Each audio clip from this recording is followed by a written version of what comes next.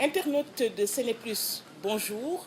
Bonjour à mes invités ce matin qui participent à un atelier organisé par Africa Jom Center avec ses partenaires techniques et financiers, OSIWA et la Fondation Frédéric Ebert. Un atelier sur les réformes institutionnelles et démocratiques, dialogue pour une adoption consensuelle et inclusive des institutions républicaines et démocratiques, création d'un mécanisme de suivi et de mise en œuvre. Mes invités ce matin, Mamadou Mignane Diouf, il est le coordonnateur du Forum social sénégalais.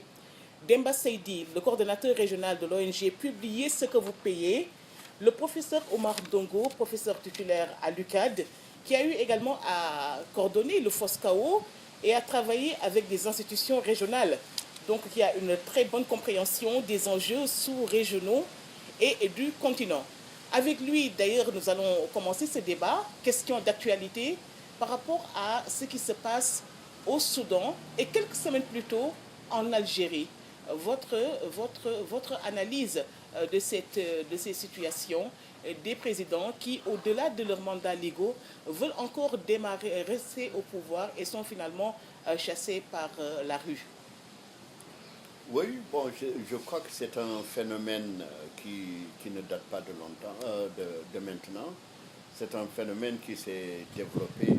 Bon, de plus en plus, vous avez des institutions, les institutions régionales cherchent à trouver des moyens en introduisant des instruments juridiques qui puissent limiter les mandats.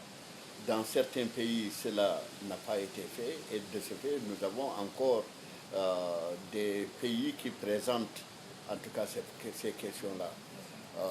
Bon, il s'agit du Soudan. On sait exactement ce qui s'est passé là-bas, mais il s'agit aussi de l'Algérie. Bouteflika, non seulement il cherchait un 5e mandat, mais il est aussi malade. Donc c'est des questions naturellement. Aujourd'hui, la géopolitique n'accepte pas que des personnes présentant en tout cas ces cas-là puissent aussi rester longtemps.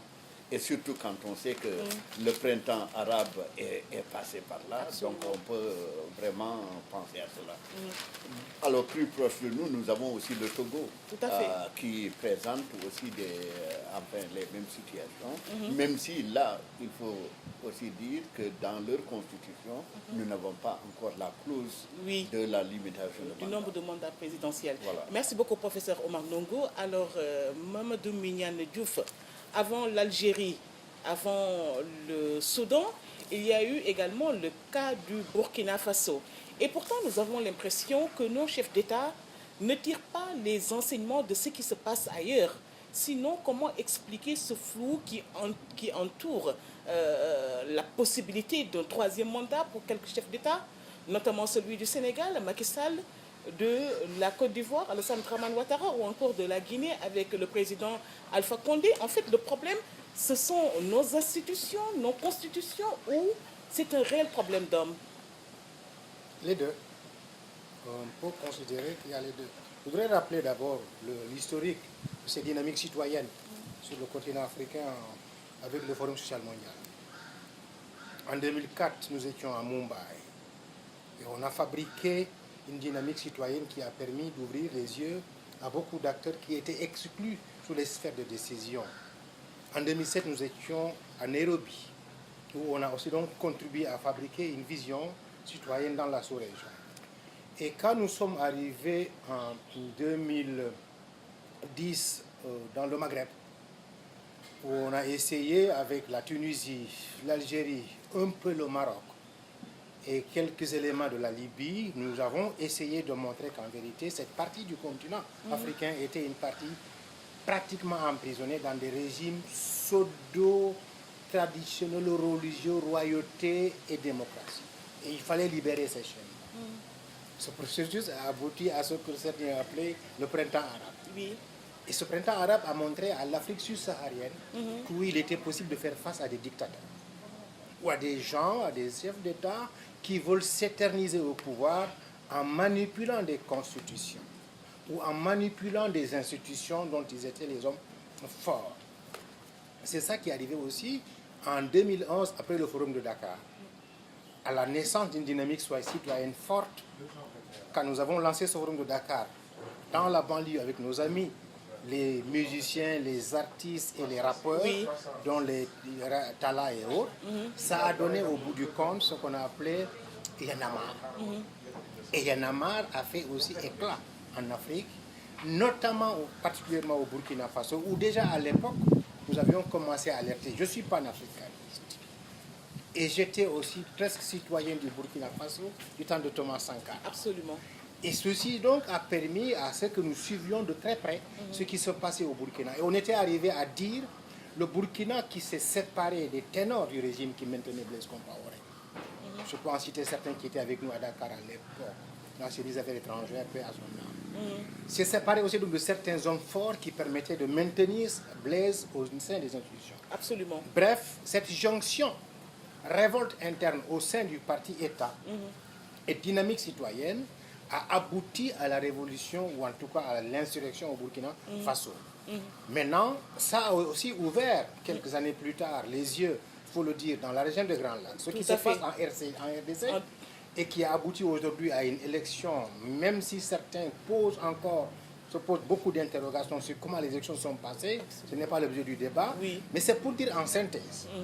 Les citoyens de plus en plus en Afrique, même si on n'a pas fait un grand bond de citoyenneté, ont compris qu'aucun homme, aussi puissant soit-il, ne peut plus les forcer à se maintenir au pouvoir en manipulant les choses et en imposant par l'armée. L'armée aussi, ou les armées, de plus en plus, on constate, sont constituées de citoyens éduqués, diplômés, des licenciés, des doctorants, qui ne sont plus donc des soldats à qui on demande de tirer et qui tirent.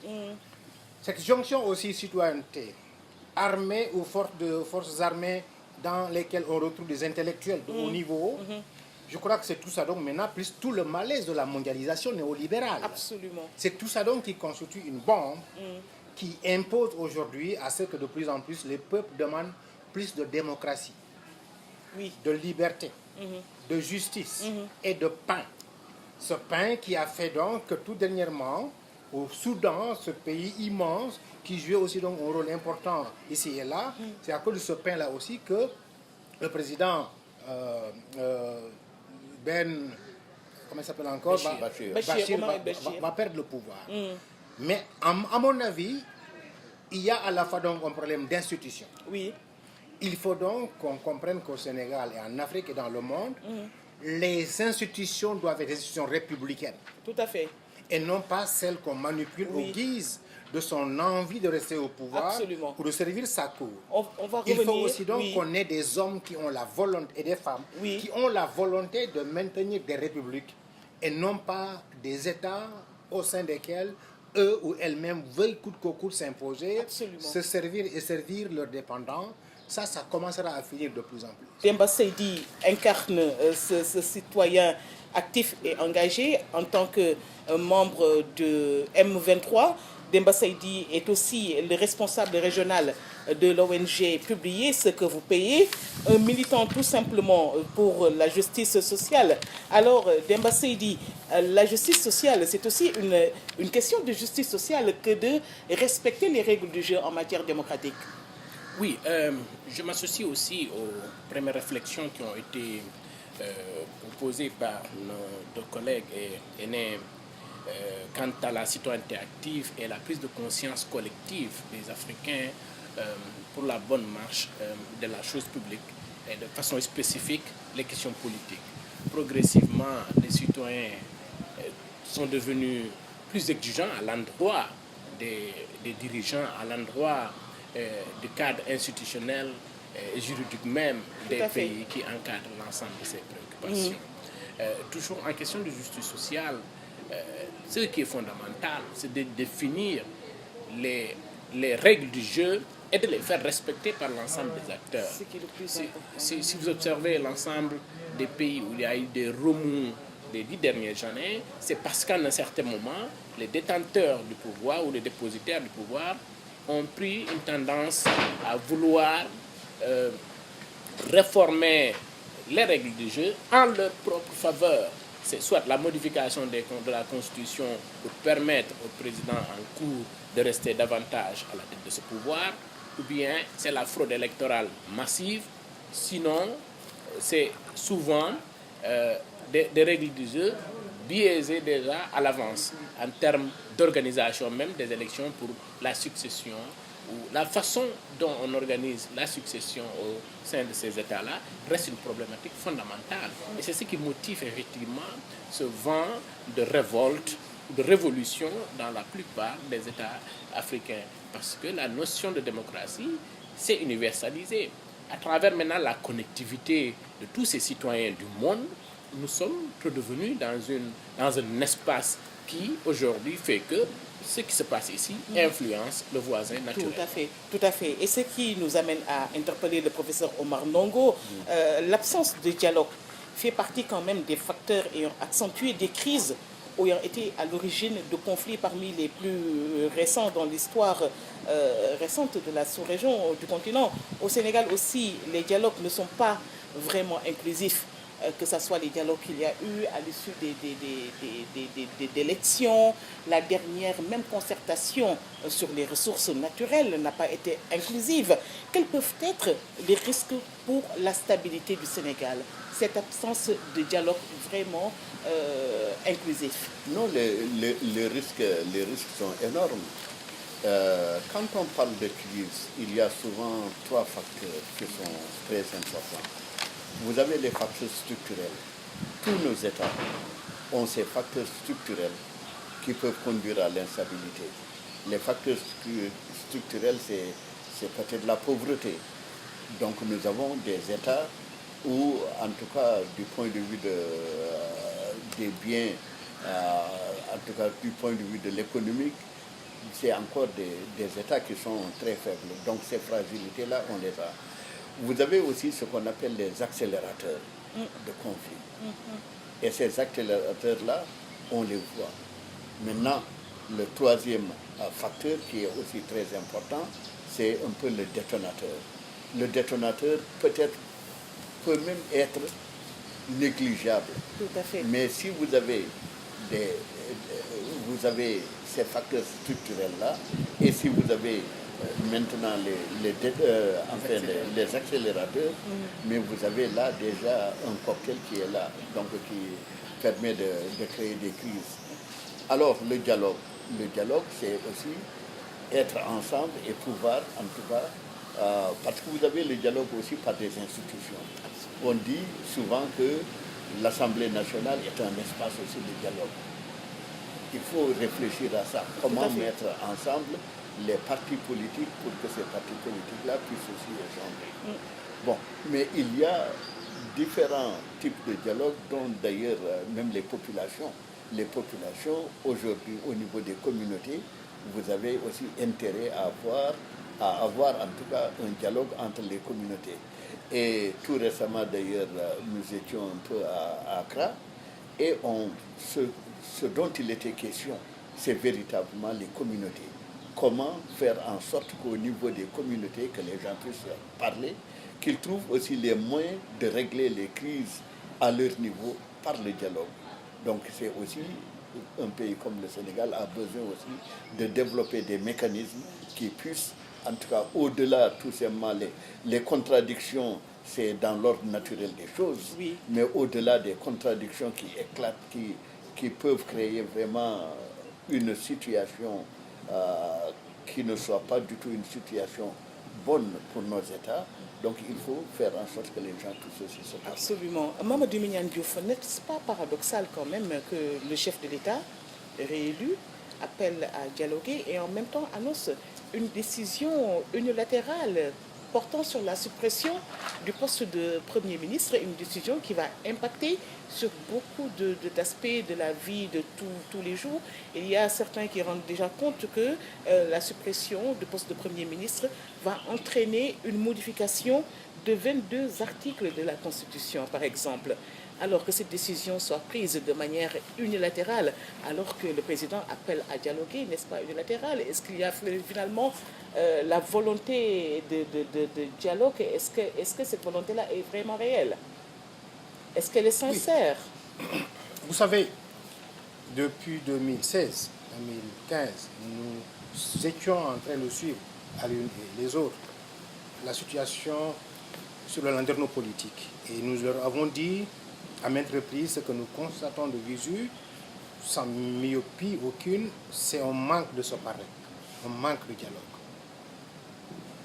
Et cela a entraîné ce qu'on a vu par la suite dans le cadre de ce qu'on a appelé le parrainage intégral.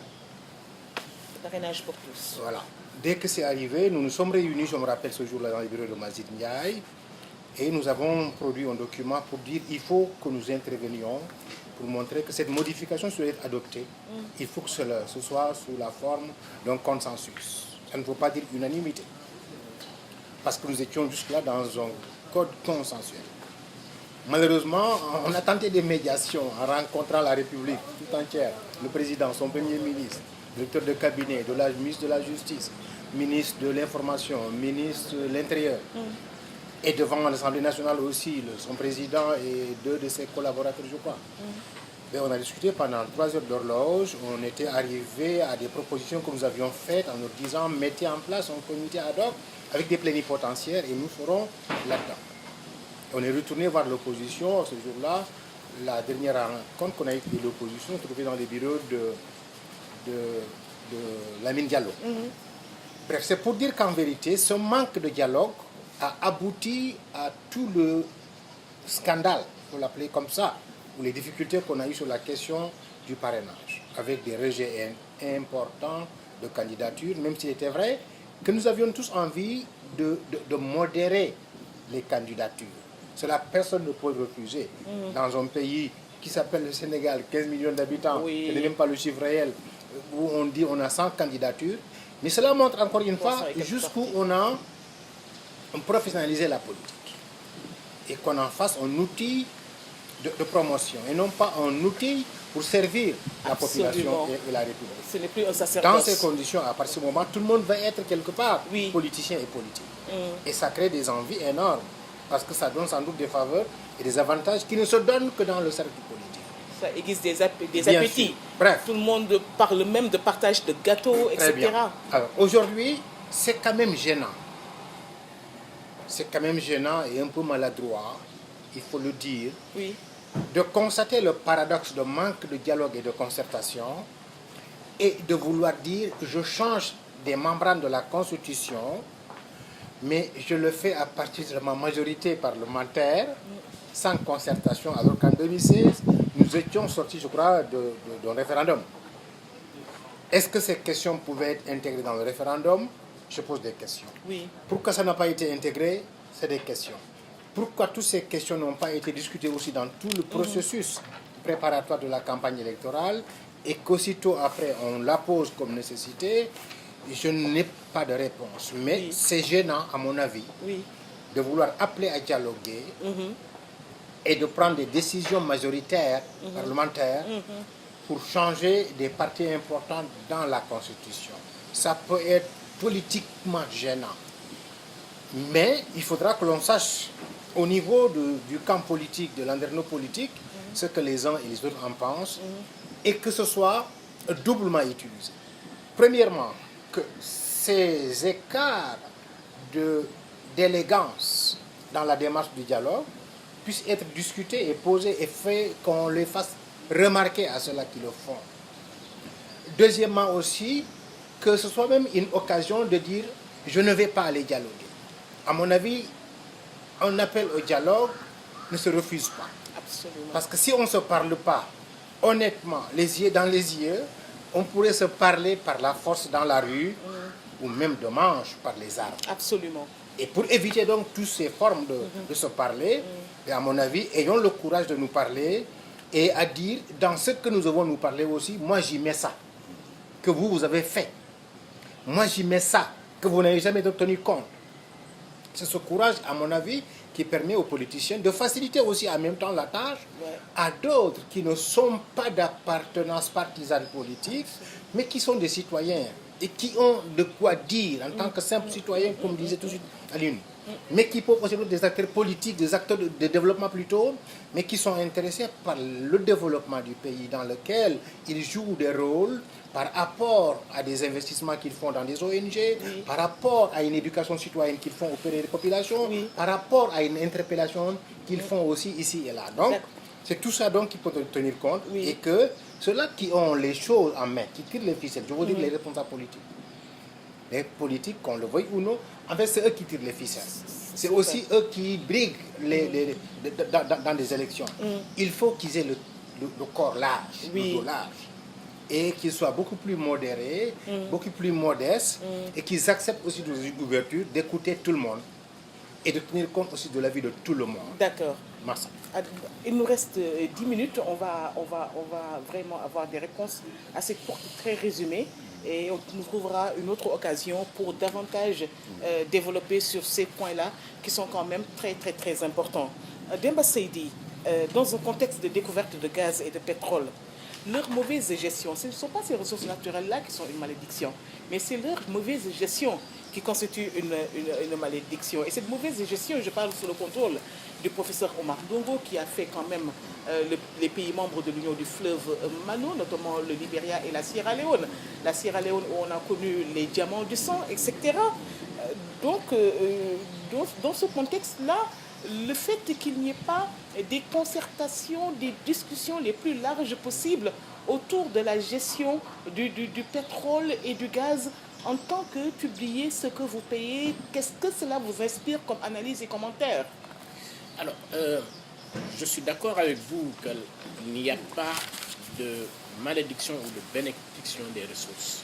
Ce qu'il y a, c'est une bonne ou une mauvaise gestion des ressources qui implique un partage inéquitable ou un accaparement d'une partie de ces ressources par des acteurs quelconques.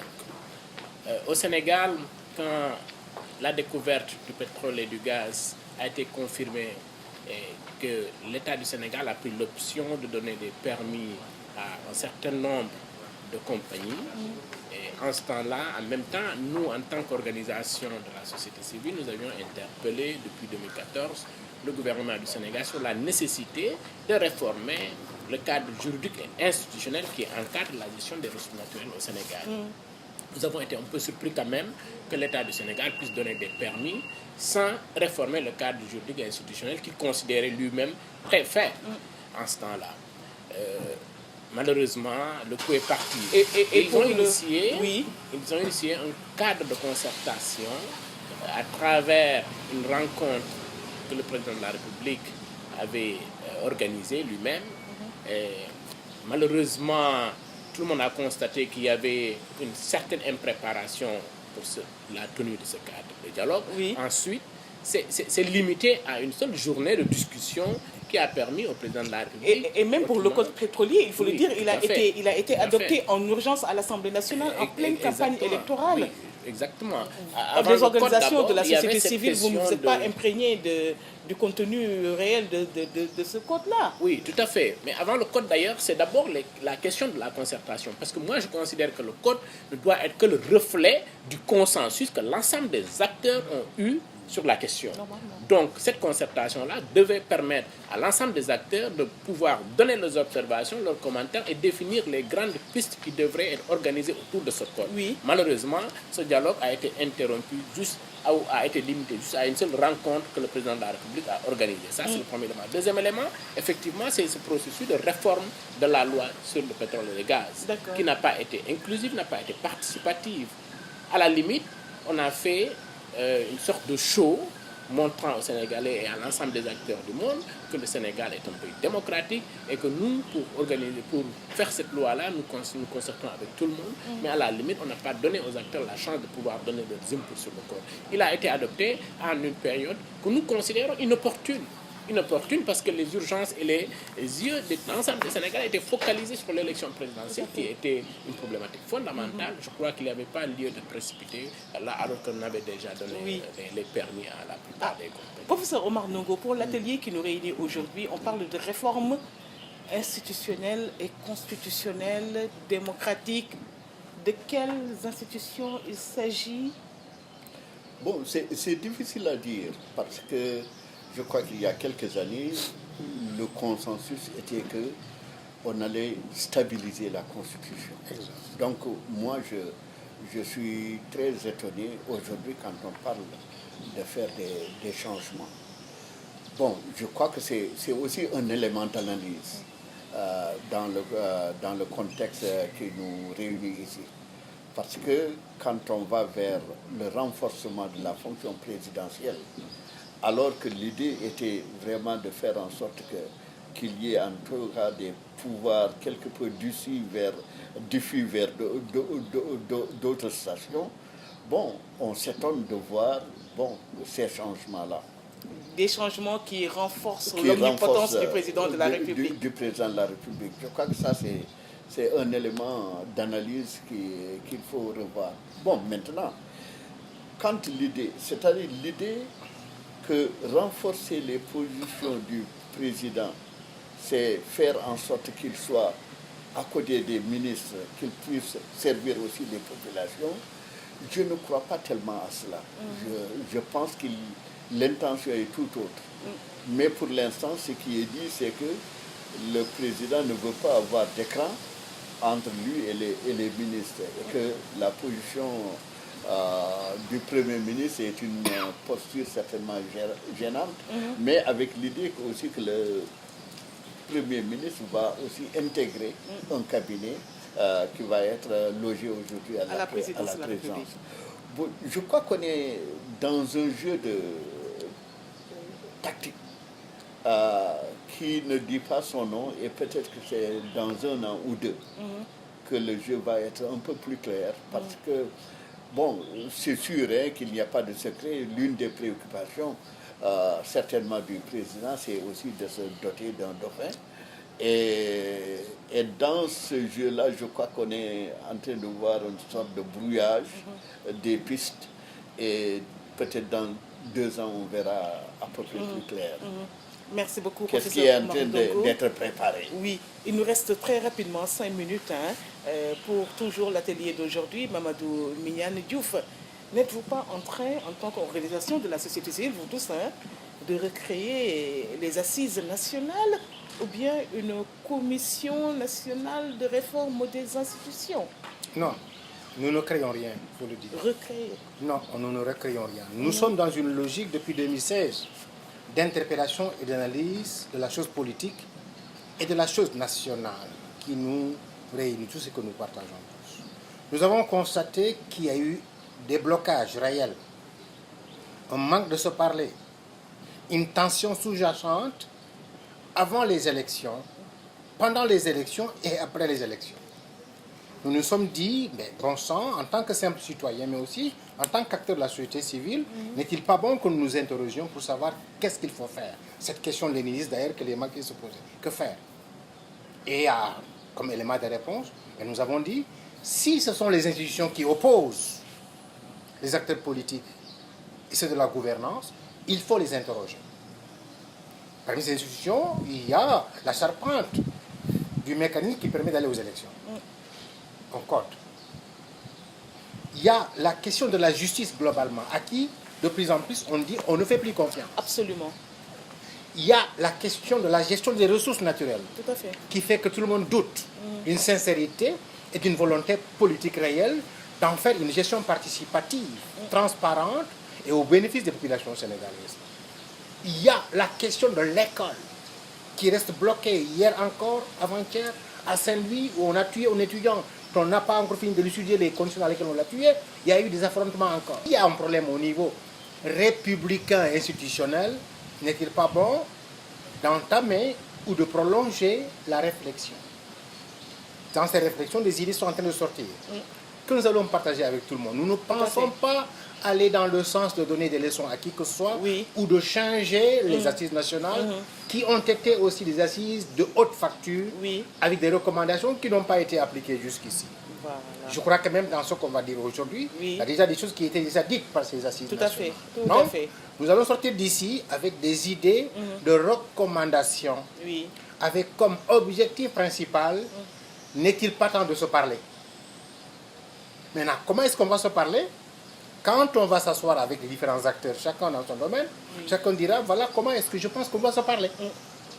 Mais nous ne sommes pas ici avec une magie de dire, voilà comment on va régler le problème.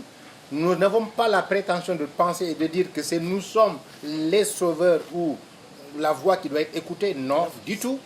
Mais nous sommes quand même des Sénégalais. Oui. Nous sommes des acteurs de développement, nous sommes de la société civile et personne ne peut nous refuser le droit de réfléchir Bien sûr. et de proposer à qui on doit proposer et en destination finale au peuple sénégalais. Absolument. Des propositions qui peuvent aller dans le sens d'être mises dans une marmite. Cette marmite qui va être la marmite nourricière de tous les Sénégalais et de tous les Sénégalais. Oui. Merci beaucoup, Mamadou Mignane Diouf. Alors, Seydi Demba Seydi, quel type de rupture adopter dans la démarche par rapport à ce que vous êtes en train de faire pour que les recommandations soient effectivement suivies d'effets, soient effectivement appliquées? Je crois que si nous avons un cadre qui nous permet tous de faire appliquer l'ensemble des recommandations et propositions sur lesquelles les Sénégalais se sont accordés de façon consensuelle, ça, ce sera un pas en avant pour espérer des lendemains meilleurs. Ça, c'est un élément. Le deuxième élément, c'est que si nous avons des arbitres crédibles, reconnus de façon consensuelle, encore une fois, par l'ensemble des parties prenantes, ça nous permettra aussi de bouger par rapport à ce que nous avons retenu, essentiellement consigné sur le document des assises nationales et ensuite par la Commission nationale de la réforme des institutions. Donc je crois que ça a été des moments forts de consensus entre les Sénégalais de façon participative et inclusive. Je ne vois pas pourquoi on n'irait pas vers la mise en œuvre de ces réformes et de ces propositions qui ont été acceptées par la majorité, en tout cas, des Sénégalais qui ont été consultés. Et enfin, la volonté politique, encore une fois, il faudrait qu'elle soit sincère et matérialisée. Parce que tout ce que nous disons, c'est qu'il y a un groupe limité d'acteurs à qui nous avons confié les attributions de pouvoir les mettre en œuvre, que sont ceux qui sont détenteurs du pouvoir actuellement. Je crois que c'est à eux de faire des efforts vers la réalisation de cet objectif que nous nous sommes tous fixés pour des lendemains meilleurs dans ce pays-là. Et enfin, la concertation, l'information et la consultation de l'ensemble des acteurs pour une décision, parmi lesquels ces changements très, disons, importants qui risquent d'influencer un peu encore une fois la Constitution. Tout à fait. Moi, je crois qu'il faudrait qu'il y ait une consultation suffisante. Très large. Voilà, large. Merci beaucoup Demba Seydi. Il est le coordonnateur régional de la coalition Publiez ce que vous payez. Merci à Mamadou Mignane Diouf qui est le coordonnateur, lui, du Forum social sénégalais, le professeur Omar Ndongo de l'université Cheikh Anta Diop de Dakar avec une large connaissance des défis, des enjeux dans la sous-région ouest africaine, mais également sur tout le continent. Merci chers internautes de ceneplus.com.